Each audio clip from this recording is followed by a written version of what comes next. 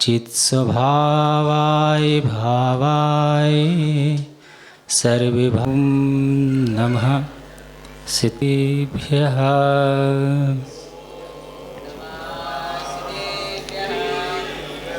ॐ नमः सिद्धिभ्यः।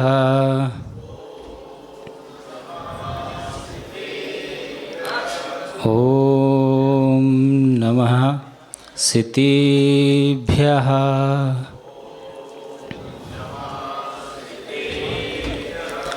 नमः समय साराय स्वानुभूत्वा चकासते चित्स्वभावाय भावाय सर्वभावान्तरक्षिदे। नमो अरिहन्ताणं नमो सिद्धाणं नमो आर्याणं नमो वज्रायाणं नमो लोहे सव्यसाहुनम्। अनंतानंत परम सिद्ध भगवान की, मूल नायक श्री 1000 आदि ब्रह्मा ऋषभदेव भगवान की, आचार्य भगवान कुंद कुंद स्वामी की, परम पूज्य गणाचार्य आचार्य भगवान विराग सागर जी महामुनिराज की, परम पूज्य चर्या शिरोमणि आचार्य भगवान विशुद्ध सागर जी मुनिराज की, अहिंसामय जैन धर्म की।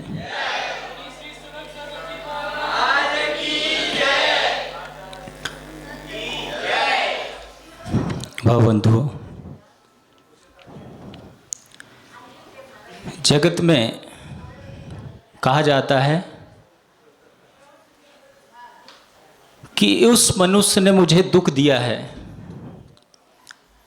किसी ने मुझे दुख दिया है और किसी ने मुझे सुख दिया है। जगत में ऐसा कहा जाता है कि किसी ने मुझे दुख दिया है, किसी ने मुझे सुख दिया है, परंतु सत्य ऐसा नहीं है। संसार में ऐसा कोई व्यक्ति नहीं है जो किसी को सुखी कर सके या किसी को दुखी कर सके। अगर कोई किसी को सुखी कर सकता है, कोई किसी को दुखी कर सकता है, तो वह पराधीन हो जाएगा। जब माता पिता अपने बच्चे को जन्म देते हैं तो वो क्या चाहते हैं? हमारे बच्चे कभी दुखी हो। कोई माता पिता ये नहीं चाहेगा कि हमारे बच्चे दुखी हो, इन्हें कभी कोई पीड़ा आए, इन्हें कभी कोई रोग सताए। लेकिन वे भी दुखी देखे जाते हैं, रोगी देखे जाते हैं, अनेक प्रकार की पीड़ाएं सहन करते हैं। क्या वो माता पिता ऐसा नहीं चाहते कि ये सुखी हो जाए? पर सुखी कर नहीं सकते। क्यों नहीं कर सकते? क्योंकि आचार्य भगवान समंतभद्र स्वामी ने कहा है, क्या कहा है? आचार्य भगवान समंतभद्र स्वामी कहते हैं कि जो जैसा करता है उसको वैसा ही फल मिलता है। हमें अपने कर्मों का स्वयं स्वतः ही मिलता है। कोई किसी को सुखी दुखी नहीं कर सकता। कोई किसी को सुखी दुखी इसलिए नहीं कर सकता, हम निमित्त देख कर कह सकते हैं कि इसने मुझे दुख दिया है, इसने मुझे सुख दिया है। ये निमित्त कह सकते हो आप कि इसने मुझे थप्पड़ मारा है। क्या कहोगे छोटू भैया? कि इस व्यक्ति ने मुझे थप्पड़ मारा, लेकिन क्यों मारा? क्योंकि आपने पूर्व भाव में उसका बुरा किया होगा। आज वही तुम्हारे साथ ऐसा कर रहा है। भगवान पार्श्वनाथ के साथ में 10 भाव तक बैर चला, और बैर करने वाला कौन था? स्वयं का भाई। तो जहां जहां राग है वहीं वहीं आग है। कहां? जहां पर राग होता है वहीं पर आग होता है। सीता को अग्नि में क्यों जाना पड़ा? अगर राम से राग ना होता तो अग्नि परीक्षा नहीं देनी पड़ती। सीता को अग्नि में कूदना पड़ा, अग्नि में जाना पड़ा सिर पर राग के कारण। राम को वनवास क्यों हुआ? राम को वनवास क्यों हुआ? भरत के प्रति इतना राग था कि अगर मैं यहां पे रहूंगा राजमहल में तो मेरा भाई राजा नहीं कहला सकता, इसलिए वह वन में चले गए। भाई का इतना राग था और लक्ष्मण का भाई के प्रति इतना राग था कि वो भी साथ में चल दिया। ये सब राग की महिमा है।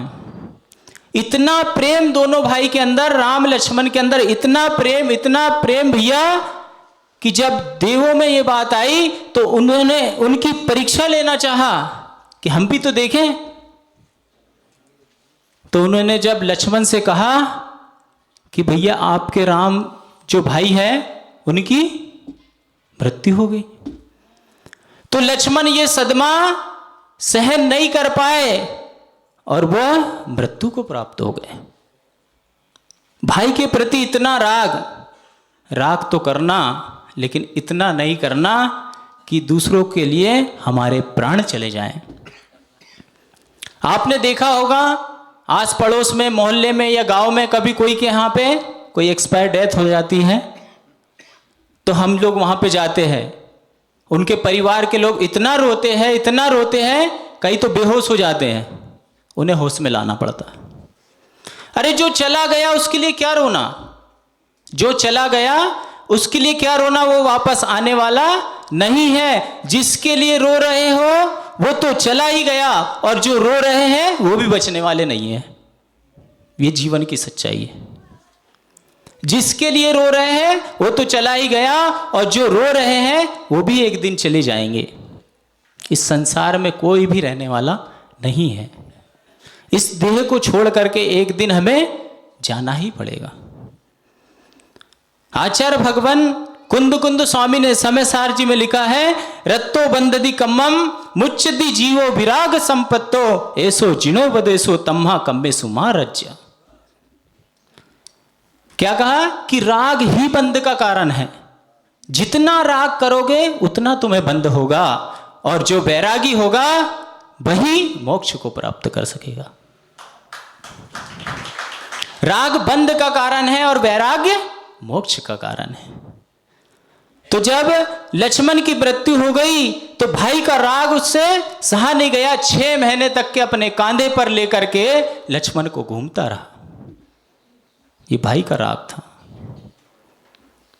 सीता को जब अग्नि परीक्षा देनी पड़ी, अग्नि परीक्षा देने के बाद में उन्होंने कहा कि तुम्हारे राग के कारण मैं इस आग में गई हूं, और अगर और आगे राग किया तो मैं इस संसार की अग्नि में जल जाऊंगी, इसलिए अब मुझे इस राग में छोड़ देना है, इस राग में नहीं पड़ना है। और वह उसने आर्य का दीक्षा कर ली। राग ही आग का कारण है। इसलिए कहा है रत्तो बंधदी कम्मम, राग नहीं करना राग बंद का कारण है। जितना राग करोगे उतना संसार भ्रमण बढ़ते जाएगा तुम्हारा। वस्तु में कभी दोष नहीं होता, दोष तो स्वयं के अंदर है। किसी स्त्री को देख करके राग उमड़ जाए, उसने कभी नहीं कहा कि मुझे देख करके आपके अंदर विकार आ जाए, लेकिन हमारी दृष्टि, हमारे विचार क्या है वस्तु के प्रति, यह हमारे स्वयं के परिणाम है। जब पिछली बार हमारा चातुर्मास हो रहा था बड़ौत में, तो मैं एक घर में आहार करने के लिए गया। अब वहाँ पे एक चींटी दिख गई हमें, तो वहाँ से लौट गए। वो चौके वाले इतना रो रहे और वो चींटी को दोष दे रहे हैं। अपनी असावधानी के लिए दूसरों को दोष दे रहे हैं कि ये चींटी नहीं आती तो आज महाराज जी वापस नहीं जाते।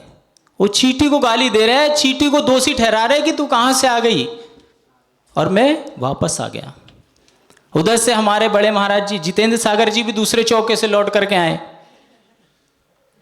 हम दोनों जहां से पड़गान हुआ था वहां से वापस वहीं पर चले गए, और उनके चौके वाले पड़गान के लिए आए, हमारे चौके वाले फिर से पड़गान के लिए चले गए। नियोग ऐसा बना कि हम उनके चौके में चले गए और वो हमारे चौके में आ गए। बाद में जब हमने पता किया कि महाराज जी आप वापसी क्यों आ गए थे, तो बोले हमारे चौके में चींटी मरी थी। हमने कहा हमारे भी चौके में चींटी मरी थी। तो जो हमारे चौके वाले थे वो अब चींटी को धन्यवाद दे रहे कि उस चौके में अगर चींटी नहीं मरी होती तो ये महाराज हमारे चौके में नहीं आते, और वो चौके वाले इनको धन्यवाद दे रहे कि इनके चौके में अगर चींटी नहीं मरी होती तो हमारे चौके में महाराज नहीं आते। पहले दोनों चींटियों को गाली दे रहे थे और अब धन्यवाद दे रहे। ऐसा क्यों?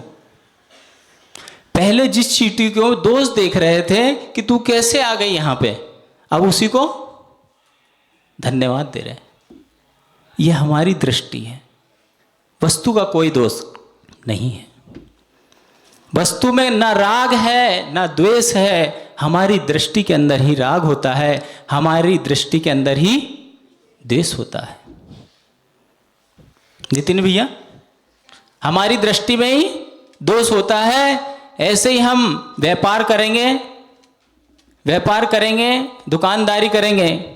आपकी बर्तन की दुकान है ना, पूरे जीवन भर बर्तन बेचना और बर्तन में ही खाना, लेकिन इन बर्तनों में मोक्ष होने वाला नहीं है जब तक कि आप इन बर्तनों को छोड़ करके पाणी पात्र दिगंबरा का वेश धारण नहीं करोगे, मोक्ष होने वाला नहीं है। आपको तो अपने नाम का ही स्मरण कर लेना चाहिए। क्या नाम है आपका? नितिन भैया। कितने बच्चे आपके? 2। और पत्नी है 1। कितने हो गए? 3। तीन। जब तक कि ये 3 नहीं रहेंगे, जब तक कि ये 3 आपके साथ में रहेंगे, जब तक कि आपका कल्याण नहीं होने वाला है। जिस दिन ये 3 को छोड़ दिया उस दिन आपका कल्याण अवश्य हो जाएगा। उस दिन आपका कल्याण अवश्य हो जाएगा। लेकिन 3 को जैसे ही छोड़ोगे आपको 3 चीज धारण करनी पड़ेगी। वो 3 चीज कौन सी है? आचार्य भगवान उमा स्वामी महाराज ने कहा, सम्यक दर्शन ज्ञान चारित्राणी मोक्ष मार्ग। कितना भी छोड़ दो, जब तक कि आप सम्यक दर्शन ज्ञान चारित्र को धारण नहीं कर सकते, आपका मोक्ष मार्ग प्रारंभ होने वाला नहीं है। इसलिए हमें जीवन में राग को छोड़ देना चाहिए, जिससे हमें इस भाव में नहीं तो अगले भाव में जरूर हम एक ना एक दिन भगवान बन जाएंगे। जो बच्चे हुआ करते हैं छोटे छोटे, इनको माता पिता पढ़ाते हैं, लिखाते हैं, इनकी सारी पूर्ति करते हैं। सारी पूर्ति छोटे से लेकर के बड़े तक के पूर्ति करते हैं। कैसे? एटीएम कार्ड की तरह।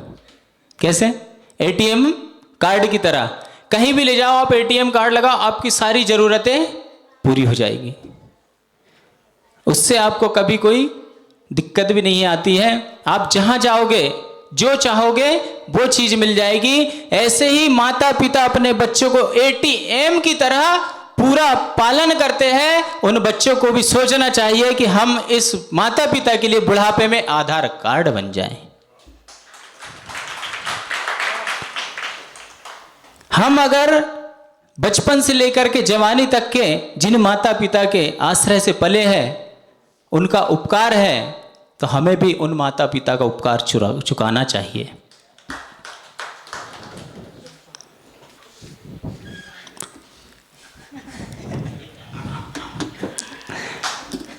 तो सभी से कहना है कि हम जब तक के मोक्ष प्रद को प्राप्त ना कर सकें, जब तक के हमें राग को, जब तक के रागी हो, घर में रहो, माता पिता की सेवा करो। जिस दिन वैरागी बन जाओ उस दिन गुरु चरणों में आ जाना, आपका कल्याण अवश्य होगा।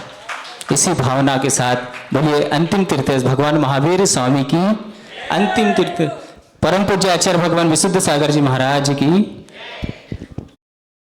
ओम नमः सिद्धि